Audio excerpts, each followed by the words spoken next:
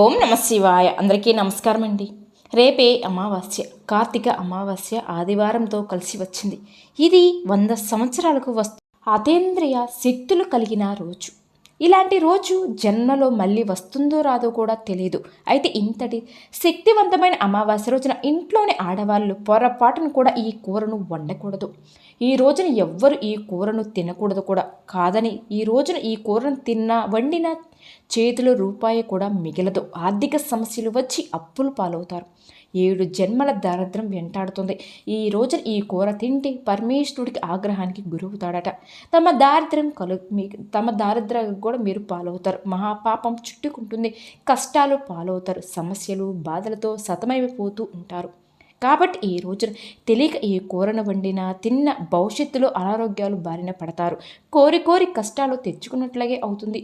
పైగా ఈరోజు తెలియక ఈ కూరను తింటే నరకానికి పోతారు అని శాస్త్రం కూడా చెప్తుంది. కనుక ఎవ్వరు కూడా ఈ రోజున ఈ కూరను వండవద్దు. మరి ఈ కార్తీక అమావాస్య రోజున తినకూడదని ఆ కూర ఏమిటో ఇప్పుడు ఈ వీడియోలో వివరంగా తెలుసుకుందాం.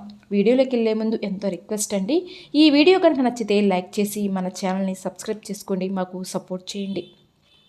ఎంతో పవిత్రమైన మరియు శక్తివంతమైన ఈ కార్తీక మాసం రోజున పొరపాటును కూడా ఇంట్లో ఆడవాళ్ళు బెండకాయ కూరను మరియు బీరకాయ కూరను వండకూడదట. ఎవ్వరు ఈ రోజున ఈ కూరలు తినకూడదు. కూరల రూపంలో కాదు, ఏ రూపంలో అయినా సరే బెండకాయను మరియు బీరకాయను తినకూడదు. చాలామంది పప్పుచారులో బెండకాయ వేసి తింటూ ఉంటారు. ఆ రూపంలో కూడా బెండకాయ కూరను తినకూడదు. బీరకాయను కూడా ఆ రూపంలో తినకూడదు. బీరకాయ పచ్చడి రూపంలో కానీ తినకూడదు. ఈరోజు బెండకాయను బీరకాయను పూర్తిగా అవాయిడ్ చేయండి. ఈ రోజున బెండకాయ కూర తిన్నారో బీరకాయను కానీ తింటే అప్పులు బారిన పడతారు.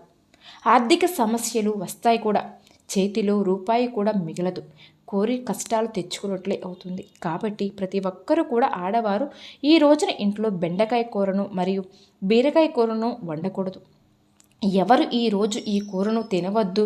వీటితో పాటు ఈరోజు నాన్ వెజ్ కూడా తినకూడదు. అంటే మాంసం, మటన్, పీతలు, రొయ్యలు, నత్తలు, గుడ్లు ఇలాంటివి ఏమీ కూడా ఈరోజు తినకూడదండి. ఈ అమావాస్య ఆదివారంతో కలిసి వచ్చింది. సాధారణంగా ఆదివారం సెలవు గనక ఈరోజు ఎవ్వరు కూడా పనులకు స్కూళ్ళకు వెళ్ళరు కూడా. భర్త, పిల్లలు, భార్య అందరు ఇంట్లోనే ఉంటారు కూడా.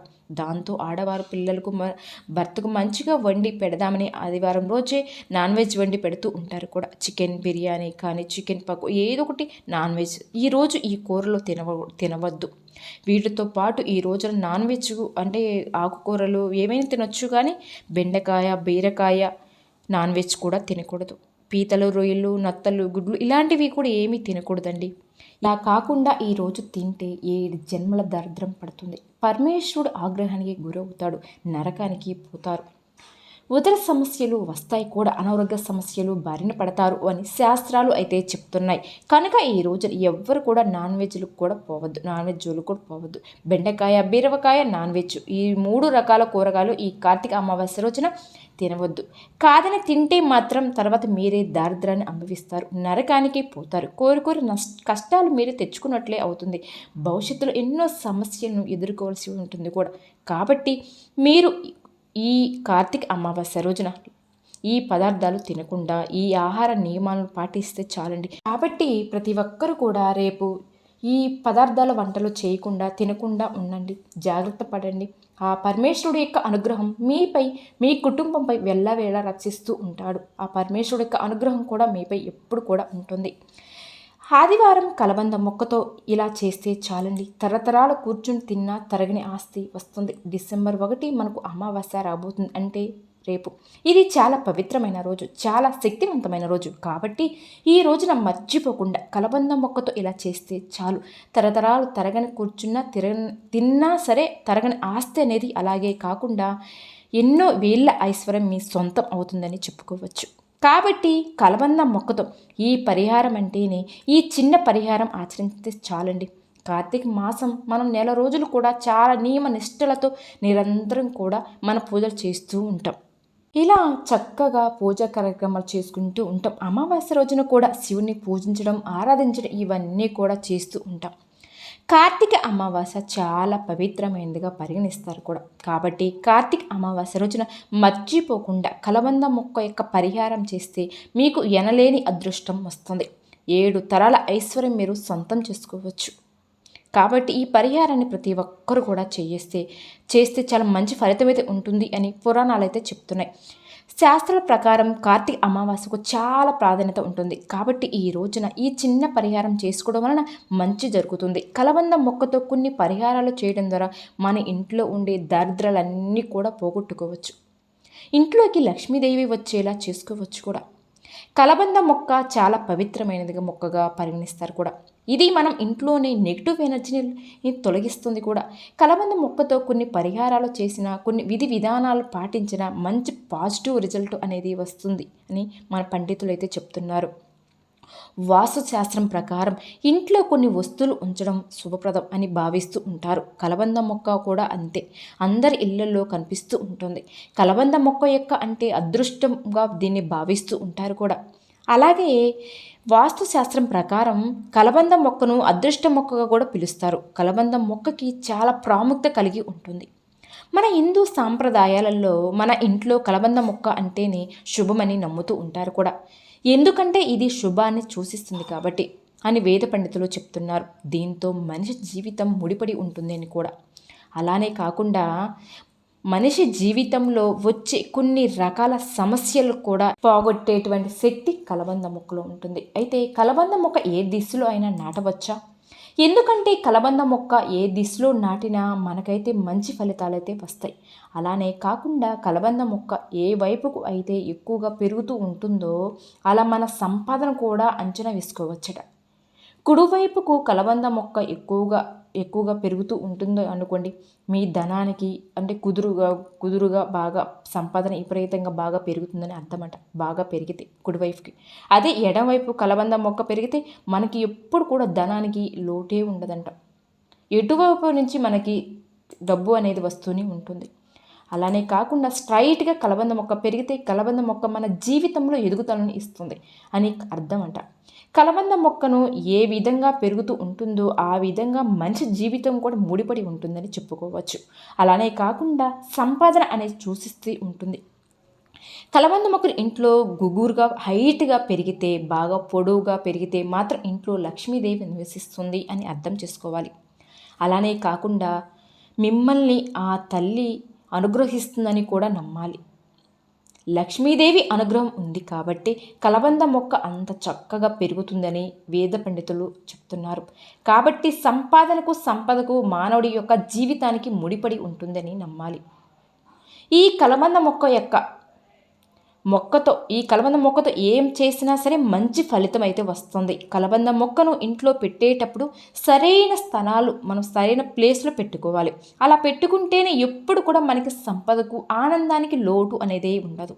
ముక్కోటి దేవతలు మీ ఇంట్లో నివసిస్తారు కూడా. కలబంద మొక్కను సరైన దిశలో పెట్టుకుంటే ఖచ్చితంగా మీకు ఇంట్లో కలబంద మొక్కను పెంచుకుంటే చాలండి, ధనానికి లోటే ఉండదు. ధనం బాగా కలిసి వస్తుంది. ఇప్పుడు మనకు డిసెంబర్ 1వ తేదీన అనగా రేపు కార్తీక అమావాస్య రానుంది కదా. ఒకవేళ మీ ఇంట్లో కలబంద మొక్క ఉంటే గుర్తుపెట్టుకోండి, మర్చిపోకుండా ఒక గ్లాస్ నీళ్లు తీసుకొని అందులో కొద్దిగా బెల్లం వేసి ఆ నీటిని కలబంద మొక్కకు పోస్తే విశేషమైన ధన ఆకర్షణ శక్తి లభిస్తుంది. ఈ రోజున ఇలా చేయడం వలన మీరు అనుకున్న పనులన్నీ కూడా విజయంగా అవుతాయి. ఆ సమయానికి జరిగేలా అవకాశం కలుగుతుంది. ఇంట్లో కలబంద మొక్కలు నాటడం వలన పాజిటివ్ ఎనర్జీ అనేది వస్తుంది. దీనితో పాటుగా నెగిటివ్ ఎనర్జీ అనేది నశిస్తుంది. అలానే కలబంద మొక్కలు ఇంట్లో పెట్టుకుంటే మన ఇంట్లో ఆనందం, శాంతి, శ్రేయస్సు అన్నీ ఉంటాయని చెప్పుకోవచ్చు. మీ ఇంటి వెనక వైపు కలబంద మొక్కను ఉంచితే మీకు అనవసరమైన ఖర్చులు తగ్గుతాయి కూడా. ఆదాయం అనేది బాగా పెరుగుతుంది అని చెప్పుకోవాలి. మీ జీవితంలో దారిద్ర్యాలు పోయి అష్టైశ్వర్యాలు కరగాలి అంటే అమావాస్య రోజున చక్కగా ఈ పరిహారం చేయాలి. ఈ పరిహారం చేస్తే అద్భుతమైన ఫలితాలు అయితే వస్తాయి. అమావాస్య రోజున కలబంద మొక్కను మన ఇంట్లో నాటుకుంటే చాలా అదృష్టమని భావిస్తారు కూడా. ఆర్థికంగా కలిసి వస్తుందని కూడా నమ్ముతారు. ఇలా చేసుకోవడం వలన సంపద పెరుగుతుందని చాలామంది నమ్ముతారు కూడా. కలబంద మొక్కను తెచ్చుకుని శుక్రవారం అమావాస్య రోజున ఇంట్లో నాటుకోవడం వలన లక్ష్మీదేవి ఇంట్లో శాశ్వతంగా ఉండిపోతుందని కూడా నమ్మకం. చాలామంది భావిస్తూ ఉంటారు కూడా. కాబట్టి ఈ రేపు ఖచ్చితంగా మొక్కను తెచ్చి నాటుకోండి. లేని వాళ్ళు, ఉన్నవాళ్ళు ఈ పరిహారం అయితే చేసుకోండి.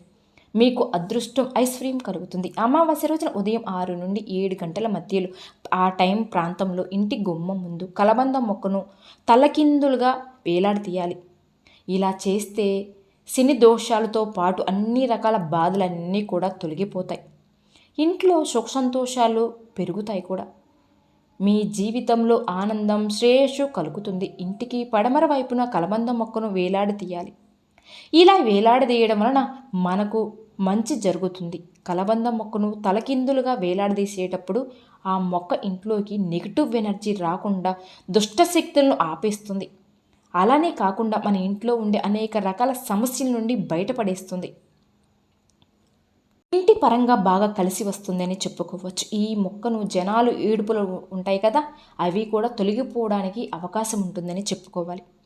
ఈ మొక్కలు చేస్తాయి. ఎవరో ఒకరు గిట్టని వాళ్ళు కూడా ఎన్నో ప్రయోగాలు చేస్తూ ఉంటారు. వాటిని కూడా తిప్పికొట్టే అంత శక్తి కలబంద మొక్కకు ఉపయోగపడుతుంది.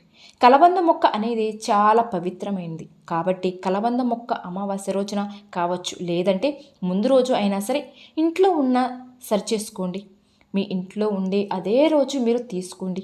ఇలా తీసుకొని తర్వాత కలబంద మొక్కను కొంచెం శుభ్రం చేసుకొని, ఒక కలబంద మొక్కను కొమ్మను దాన్ని కొంచెం పసుపు కుంకుమలు వేసి చక్కగా నీట్గా అలంకరించుకోవాలి. ఒక ఎర్రటి తాడు సహాయంతో దాన్ని తలకిందులుగా వేలాడి తీయాలి.